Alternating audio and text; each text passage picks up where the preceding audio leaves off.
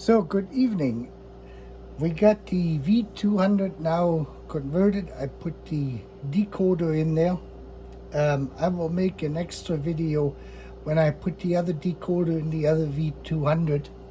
I just wanted to test it, and I have the JMI software up and running, and here we go. And these would be two authentic cars.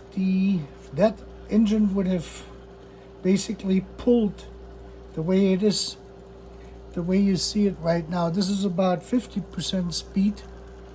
This was gonna go now full speed the way I have it set up. And if I go into shunting, you can see it, she slows down. And this is now with the shunting function. And I think this is pretty impressive if we think about this, that this locomotive is probably from 1959. The two cars I have on here are the silver arrow or silver file, as we call them in Germany. And they were used in the, what do they call that? Now I can't remember the word for it, of course.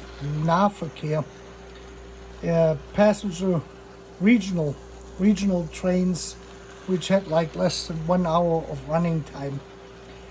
And they were then later on replaced by the S-Bahn, the one I showed you yesterday, the three-part VT or ET type train system, which went faster. Let me go to a slow speed.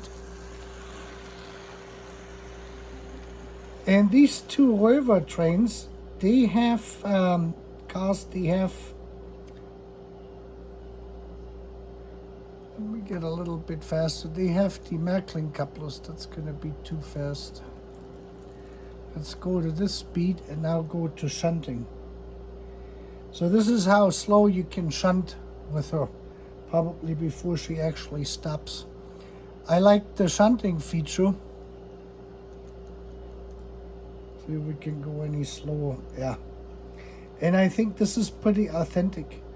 And this is the motor Fleischmann used from 1953 or 52 on until about 1960, when they converted over to the round motor, as I had shown you in the other videos. So if we go out of shunting, and of course the lights are working. Let me do a reverse here. So we're now out of shunting. I'm going to go faster, and then we're going to reverse the direction. We will see the light should come on, and they did come on. I don't know if that's visible. And now she goes in the other direction. We're shunting here too, and the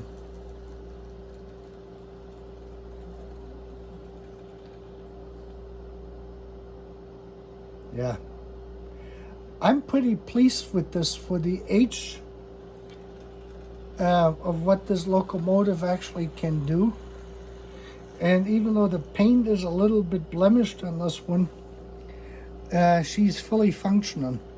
And I think she will look great on the layout with a local train, with the regional train like this, or hauling some long rail passengers cars to for regular traffic and that sort of stuff. But I wanted to show you this, and just to let you see here in the software, I'm going to switch this over. We're going to stop her here. It comes to a nice stop. Let me go and turn around if we can. Let me zoom in. You can see this here. Let me see if we can get this a little bit better situated.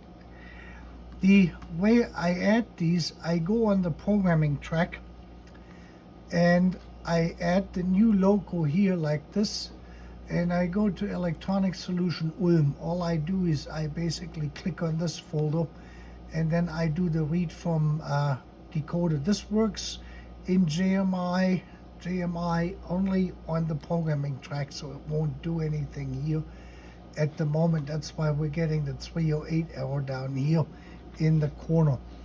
And then, since I'm on the programming track, I do a full read. Let me just show you this. When you go into the program itself, which is the spreadsheet for this whole thing, you can go, the first thing then I do is, once I'm on the programming track, is I change the local number, the basic number here, to the address of whatever I want to use for that local. I program this. And then I do go down here where it says read all sheets. And then I close this out.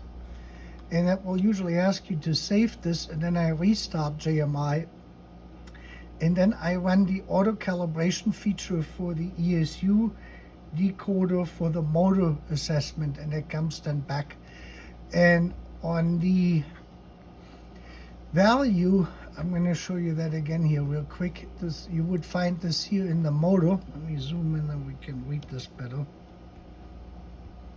This is as much zoom as I'm getting now from my iPhone.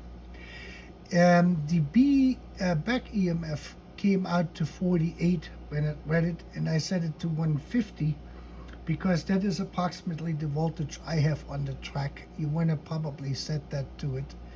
And their default is 32 for acceleration, which is stored in there, and 24 for acceleration. And then it will fill out automatically all of these sampling codes, and then you can start fine-tuning it. If the BEM, back EMF reference voltage is too low, then the locomotive will not go fast enough. I have set this to 150 and the speed is fine. We're a little bit slower than what we were on the transformer because the transformer goes up to about 18 volts DC, 19 volts at times, depending on what the line voltage is, since it is not regulated. The other thing I'm going to look at then is the function map, which is this here. And then you can see what comes back automatically after you have read everything. You can then see how ESU had pre-programmed the lights and the shunting mode and momentum off and that sort of stuff. And then you can tinker around and get it set up. The only thing I changed from the basic motor reading, which came back after the test, was BEMF reference voltage, which I set to 150, and which is CV. Now I gotta go into the 50s here. Let me just see. This is CV53 was set to 48. It read it as 48, 4.8 volts basically, or 48. So I set that to 150, and that gives me the performance we have here. So this is now the third locomotive in my arsenal here, and I'm pretty pleased with everything. And with that, you have a great evening. Please feel free to ask any questions in the comments if you have any questions.